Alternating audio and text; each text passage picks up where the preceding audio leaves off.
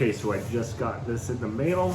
I apologize about the bad sound and stuff. I don't have a microphone, but let's go ahead and open this up.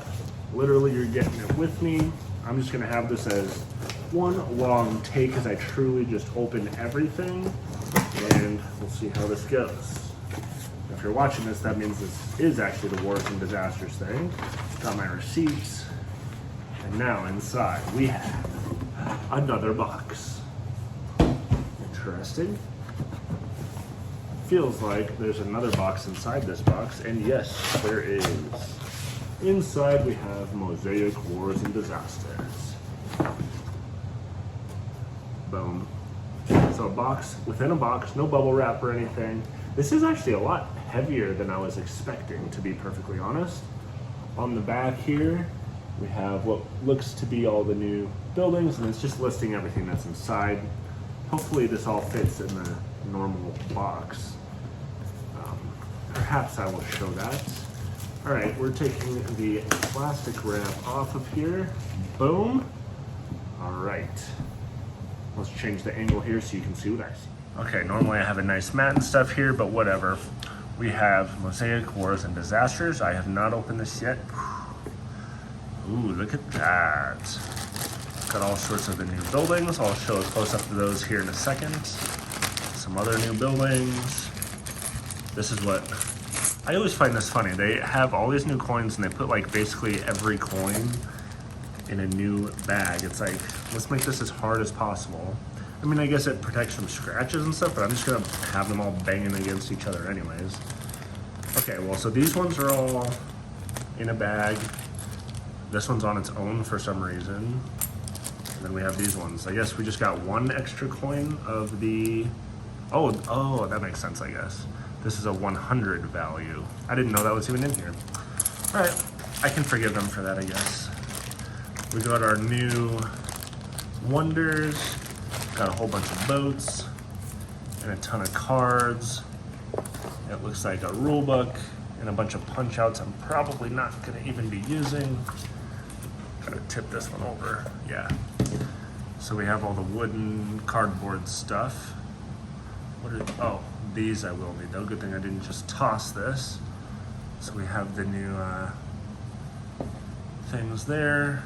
This updated military thing, which talks about the naval units, which I guess you just put on top of the mat. These coin ones, I don't think I need.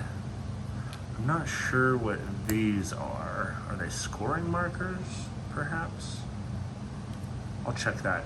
I'm gonna guess that's what those are. All right, let's see here. And then we have some of these double ones. I'll look in the directions later on what that is, but I think you're probably here to see minis and stuff. So first, let's take a look at these wonders. These are the ones I'm excited to see the most. This double hex one. That's pretty cool. I'm excited to get this one out there. I'm not sure, I'll have to look in the directions about how the scoring and stuff works for that, but that's cool stuff. There's those two. This one's really neat. Come on, focus. Come on. There we go. Those are cool. So that's those. Then we have our actual naval ships here. Let's take a look at each color. So we have blue. You can ignore my gross fingers. Got blue, yellow, red, green. See all the oars paddling and stuff. We got black. Dropped it. Black. And we have purple. I don't think there's any difference between any of these. Yeah, I think they're all basically the exact same. From what I can tell, looking at these, let's see if I can focus that again. None of these look broken or anything, which is a good sign. Yeah, they all look like they are in good condition. So I'll put those away in a little bit. Next, we have some of these new buildings. Let's check these out. So, this is the, what do they call it?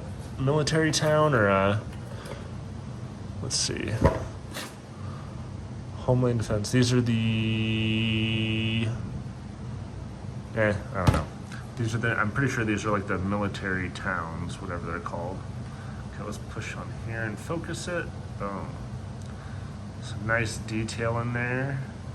Got some cool walls. Good stuff. It's green. We got our blue.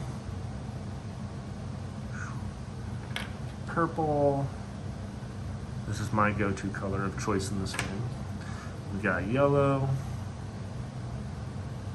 There's the front door. Cool. Let's see, we need red. And we have black. Very cool. I do like those towns, those are neat. Hopefully people don't get those confused with the cities. And there's a whole bunch of those, cool. All right, then we have the Amphitheater Towns. Let's take a look at these guys. So, these ones are really cool. It obviously looks like a big theater. We're gonna go see a rock concert or something. All right, we got green, blue, we got yellow,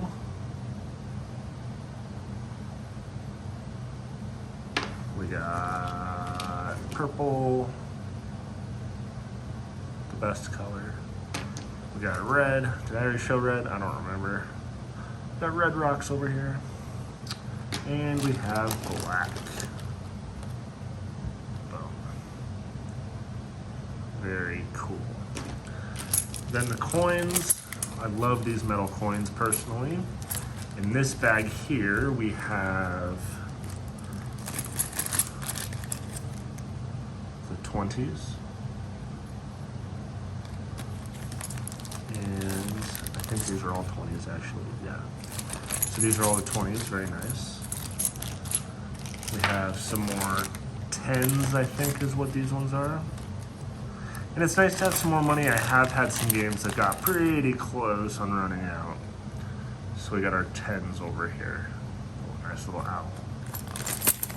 Nice and chunky, good quality, great quality actually. Then we have our one unique 100 coin, which I'm sure is gonna get lost in the shuffle of all the other coins. If I can open this bag. All right, so on this side, it looks like we have like a guy with some horses whipping their butts. And then we got on this side some cool stuff. Now, I'm not 100% sure if this is unique to this game or if it's some generic thing. I know I've seen these, like, those owls in, like, other games. I don't know the story behind that or if it's unique to this game. But, all right, so that's all the big plastic stuff. Now we have these new cards. These are the military powers. So, normally whatever color you choose doesn't matter. However, now it kind of does because depending on what color you choose, you're going to get a different power of some kind. So,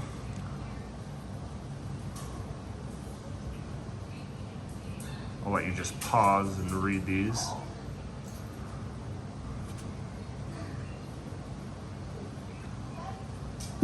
So, purple being my favorite color, let's see.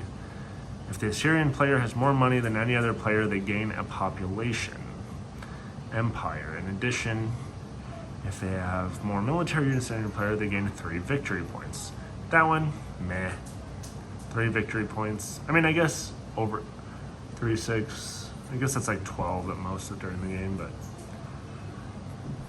Now, again, I haven't read the rules, so take this for what it is. I'm pretty sure these military powers are basically a once per game thing that you can use.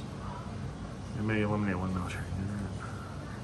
In one region where the gallery plays the most military units, they may remove one of their military units, remove an enemy city in that region, and gain 10 of the currency from the supply. That is a strong one. Removing people's cities, wow.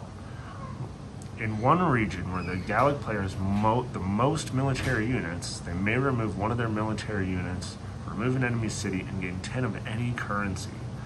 Wow, that is definitely one to watch out for. This one actually takes into play the naval units, so if you're going to use these, definitely have to incorporate those. All right, I think I've shown you all these now. That's those. We also have a new general, the Admiral. Start with the port city, 2 less population, that kind of sucks. +3 tariff production, 5 stone, but you can purchase naval units for 5 money, and you start with 2 symbols instead of 1, so that's kind of cool. I will say for me, starting with 2 less population, you'd have to, just because of his ability, you'd probably only pick this guy for truly just going strong on the Navy units, which, to be honest, I don't even know how these are used yet, but all right, let's take a look at these cards here. Usually they incorporate an easy way to open these. Yeah, that's what I'm talking about. Again, I'm not gonna go over every single one of these cards, but let's take, this one is the actual Amphitheater Towns, right? So again, these towns are free to build. If you take one, you get 5 ideas, and they score, towns score 2 VP per city and wonder that are adjacent when placed. Interesting. So I think they're all the same, yeah. So all the Amphitheater Towns are the same. So you want to strategically place this next to other cities and wonders. And that could get you a good amount of points. It kind of reminds me of Dwellings of Elderville, almost like you want to build your dwelling around other dwellings. Anyways, that's the Amphitheater Towns. Now, the Garrison Towns, that's what it's called. That's these guys here. We orient it the same way.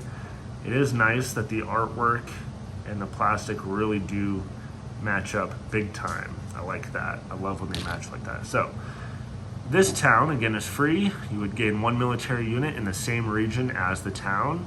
Other towns may be built adjacent to Garrison Towns as if they were a city. That's actually I love this, because I don't know about you, but a lot of times in this game, you don't, I mean, unless you're really going a strong military route, I don't see it get used a lot. It just costs money, it's a whole action, you gotta move them around stuff. But this is just a passive way to start getting the military incorporated. And I'm pretty sure, since it just says military unit, it doesn't say what kind, you could get these naval units in there, which is pretty cool. And I like that you can also build, you know, other towns off of them. So you could build another one of these and start building a big stretch, or even the amphitheaters off of these. All sorts of cool stuff. So that's the Garrison Towns. Then we have, I think these are the, yes, these are the disasters. Oh, I see, we have trigger disasters, disaster triggers, and the actual disasters. So again, I haven't read through the rules yet. Looks like we have Kratos on the front here. Barbarians. The player with the least number of those loses stuff. I'll let you pause and look at these if you want to read them. Economic collapse. Exodus. Famine.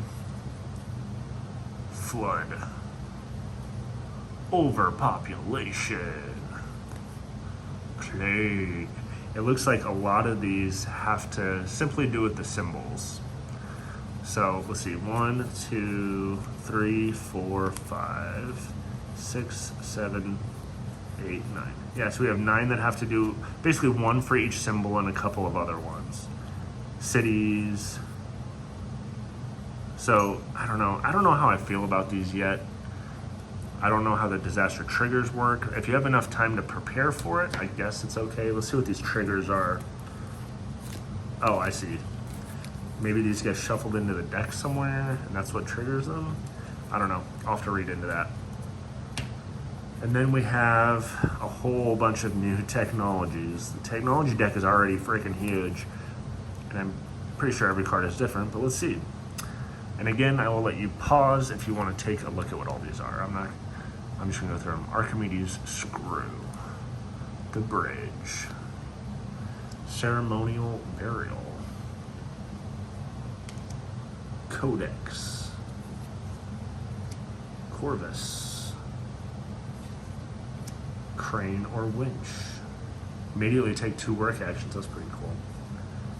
Firefighting, gain 1 population per city, max of 5.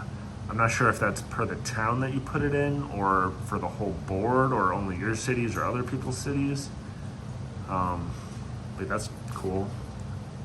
Gain 1 population, plus 2 tariff production. Gain a military unit, minus 3 unrest per garrison town. That could be a lot. You know, this is actually a very strong way to get rid of unrest. If you get a lot of those garrison towns.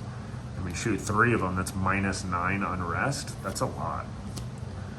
Gears, immediately take 2 work actions. Gary, stop it. Sorry, that was my dog Gary. Gain 2 population and a trade good tile from the board. Enough, sir. We know you're a dog. Hereditary bureaucracy. Gain 15 coins and avoid 1 future disaster of your choice. It's kind of nice. Gain 3 population. Plus 3 tariff production. Gain 10 coins. Plus 2 stone production. Blah, blah, blah. Maritime trade. I love the artwork on this, by the way. On all these cards, honestly. Like, the artwork is very nice. Claim 1 extra trade good when building a new naval unit with a military action and gain 10 coins. Gain 1 naval unit, eliminate a unit. Technology cards cost 2 ideas for you for the rest of the game. Holy God. That almost seems OP. Wow. So you could basically get 5 technology cards for the cost that everyone else would get 2. That's insanity. That is going, whoever gets that is going to be doing very well. That seems very strong. Like, it'd be one thing if it was like that turn, you get, I don't know. Gain 2 farm towns. Place them in any hex in a region that contains at least 1 of your cities. That's cool. Plus 2 stone production. Gain 5 stone. Each time you gain your 3rd trade good tile of the same type, you score in VP and gain 20 points. This is what I would consider a really good expansion card, right? Because a lot of times it's like you get these trade goods that you already have and never did anything before.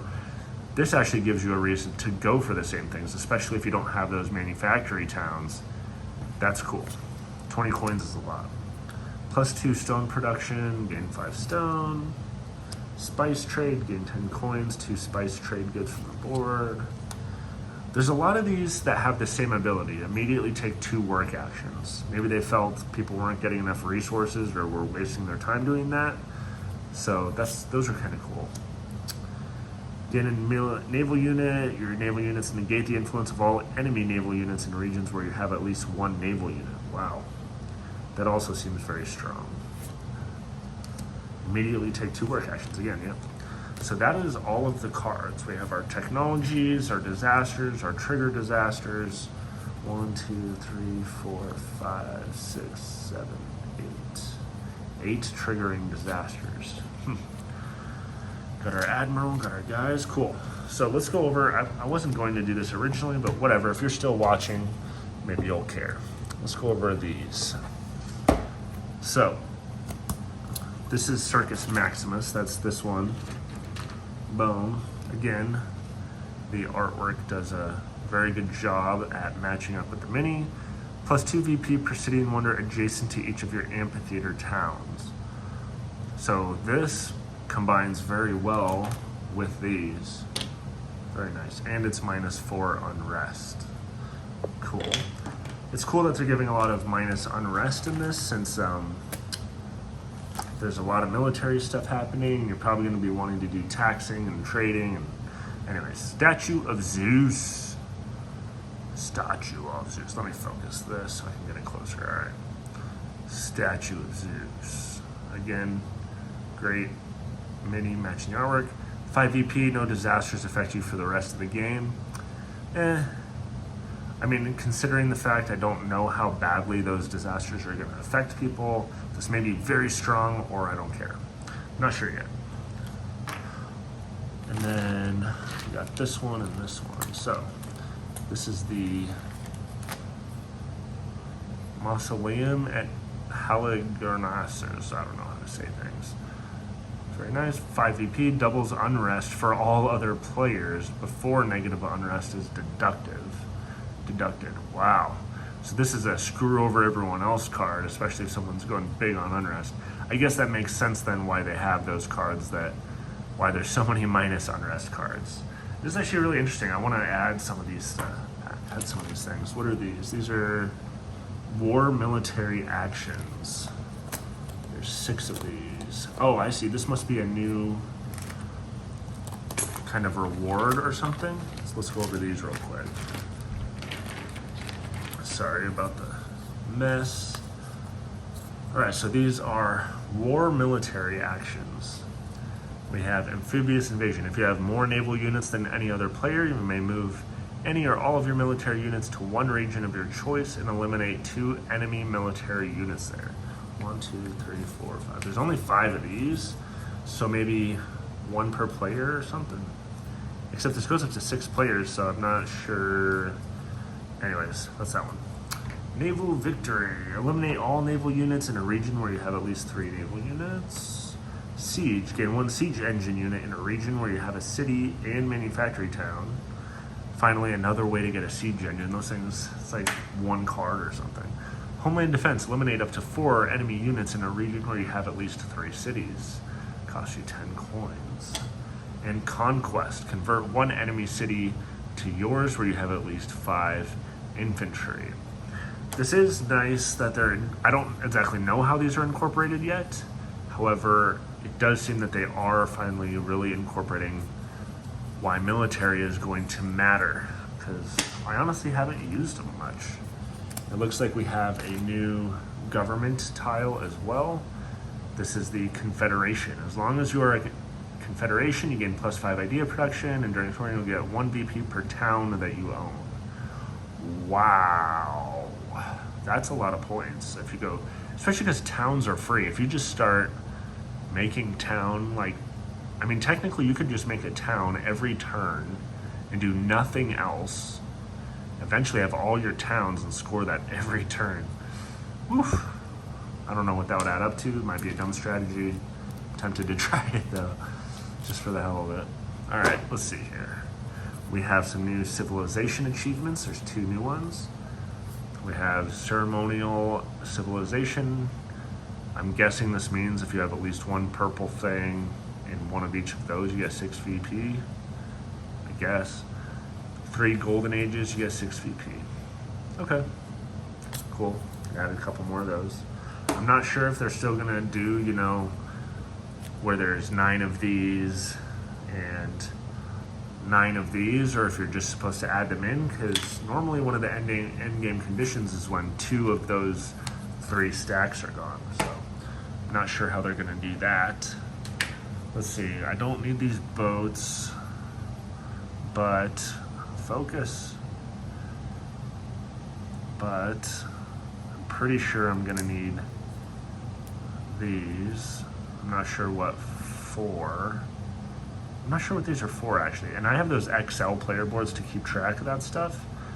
I'll have to read. You know what? Let's scour the rulebook real quick. There's a couple things I wanted to look for. Plus maybe you can pause this and look as you need to. Set up. Okay, here we go. Wonders, shuffle all the wonder tiles. Yep, so we're still gonna be in stacks of 9. So you just shuffle them up and pick 9. I'll probably just automatically choose these new ones initially. Same thing with the civilization achievements, technology deck. Add the new technology cards, blah, blah, blah. Oh, interesting. So they know the technology tiles or technology cards are gonna be huge. So we're basically making 4 equal piles and removing 1 pile out of play altogether. Wow. For 4 to 6 players, shuffle the Empire scoring card from the technology deck and 2 disaster trigger cards in the bottom third of the deck. For 2 to 3 players, shuffle the Empire scoring card disaster in the middle third. Okay, so 2 of those disaster triggers, 2 of these are going in the technology deck along with the Empire scoring card. Oh no, I dropped my coin. I'll find that in a minute. All right, and then national powers. Each player, starting with the player to the right, blah, blah, blah, selects a national power card and a leader card. I'm not sure what the national power cards are. Oh, is that, hold on, national power cards. Is that these? Yeah, so these are the national military powers. So each player, starting player to the right, and starting player to the left, selects a national power card and the leader card. Okay. I wonder if you can mix and match these. Like, what if you really want to just be purple, but you want the Egyptian stuff? I'm guessing you can do that. It doesn't say you can't. It might be a little confusing, but all right. So it says the beginning game at the same time the players select the leader card. They'll also select a national power card and utilize the nation's power player board color. And oh, okay. I guess this is what you read. So yeah, you're basically picking your color and everything going counterclockwise. Excuse me. The national power takes effect when an empire scoring card is revealed, but before scoring occurs. Okay, so let's just pick one randomly. So this would happen basically every empire scoring in each region where the Roman player has 2 or more infantry, builders, and the player has more stone than the player. Okay, so these aren't just one-time use. It's basically every time an empire scoring card is revealed. Interesting. The Greek failings power is always in effect. Which one's that? That's this one. So this one here is always in effect. When the Greek player is attacked and forced to lose military units, the player that attacked them also loses the same number of units selected by the Greek player. This power is in effect at all times. That's actually pretty cool. So if you're going to go strong military and you're the Greeks, people are going to be less likely to attack you. In addition, the Greek player has the most cities on the board. They gain 1 free technology card from the top of the deck. So that would be what would happen every empire scoring phase. Interesting. So the leader power of the general occurs right after the player uses their national power. The leader power of the general. I wonder if they meant admiral. May purchase naval units from, no? I don't know what they mean by that. And then it basically goes in depth over each one. Cool. Naval units. So, ancient civilization rules for naval units. You can pause and look at this if you want. You have to have a port city. Okay, that makes sense, obviously. One trade good for each new naval unit. I'll have to read over these later. This seems really interesting. War tiles. Here's the one I was really curious about. So they're placed on the military action space of the game board during game setup. You may select and play a war tile as part of your military action, as long as you meet the requirements of the tile and pay the cost. You may also recruit and remove as part of the military action as normal, either before or after using the war tile. Each war tile may only be used once per game, and when used, they're removed from the game. Okay, that's pretty neat. I know some friends of mine that are gonna love playing with this stuff. And then these are the 1, 2, 3, 4, 5. Was there 6 of those? I only counted 5. Let's see here. So I have Conquest. So I have Siege, Annihilation, Victory. That's the one I don't have. Huh. Interesting. Maybe it's on a different punch-out board. Hold on. This is gonna worry me. Don't have that. Let's go on this one. Maybe one of these. No.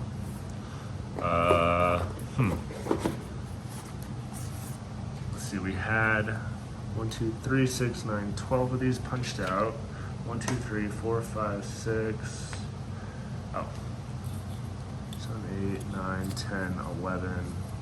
It's sitting around here somewhere because I did punch it out. It's gonna be. Oh, here we go. Haha. Annihilation Victory. Okay. Good. That freaked me out for a second. All right. Statue of Zeus, Mausoleum, blah blah blah. We got the Circus Maximus, Leader, civilization achievements, government tile, the towns, here we go, double pillar tokens. 9 double pillar tokens are for use with the Great Library Wonder. Okay, I guess that's to keep track of it or something. I don't remember what the Great Library does, to be honest. Okay, yeah, so these were scoring tokens. There's 2 in each player color. They can use to track the scoring on the scoreboard to show the ownership, or to show the ownership of wonders. Okay, good. So we finally have some scoring markers. Military action overlay tile. Yep. Cool. Technology cards. Disasters. During setup, shuffle the 12 disaster cards. 8 of them are placed along the top of the board from left to right so that the players can see all of them. The remaining disaster cards are placed out of play. Shuffle 2 disaster cards into each of the 4 decks in the same segment which the Empire scoring card is shuffled. During play, when a disaster card is moved from the top of a deck into an empty offer space, disaster card is moved from the top of the offer space, the leftmost. Okay, so this does give people some warning, right? So you're gonna have your disasters, right? Let's say there's gonna be a bunch of these at the top of the board, and you might know that this one's the leftmost one, and you see at the very beginning of the game, the players with the least number of these, you're either gonna lose a military unit, a garrison town, and a city. But you're gonna know that beforehand, so you may wanna start building towards these things. And in addition to that, you're probably gonna see this at the top of the deck at some point as people buy stuff. You know, oh crap, the next person to buy a city or a town is gonna trigger that disaster, which might actually really change what people do if they know they're gonna be the one that's gonna lose stuff. I am disaster and disaster triggers. I am curious if you'll be able to kind of see that in the deck, because even with this, you can kind of tell where they're at. But I don't know. Honestly, initially I didn't like the idea of this, but knowing that you're gonna know ahead of time that far is kind of nice. And knowing that they're basically all symbol related, you might, I don't know, it'd be interesting to see how people do. If the player affected can pay the first cost listed, then that's all they lose. If they cannot, they must pay the second cost. Okay, so you don't lose everything on there, you just lose essentially from top to bottom what you can lose. So it might be 10 money or 6 stone production, oof. And then eventually a city. I think all of them are gonna have stuff that they know you can lose at some point. Interesting, so that's good. So you may want to, basically, if this was the first one up, okay, make sure I always have 10 money just in case. The player with the highest production bonus on the player board. I do like that sometimes this affects whoever's in the lead as well. It sort of is a catch-up mechanic almost. But it's not that disastrous, it's just a little bit. If they lose a town or city, blah, blah, blah, choose a supply but did not lose a town city card. If they lose a wonder, they choose a wonder on their board to remove and the associated wonder tile, which are placed out of play. Ooh, we don't want to lose a wonder from that. That would suck. And then it lists what all of these are. Okay, interesting. Is that it? All right, guys. That is Mosaic, Wars, and Disasters. Please push a like and subscribe and all that stuff. Thank you.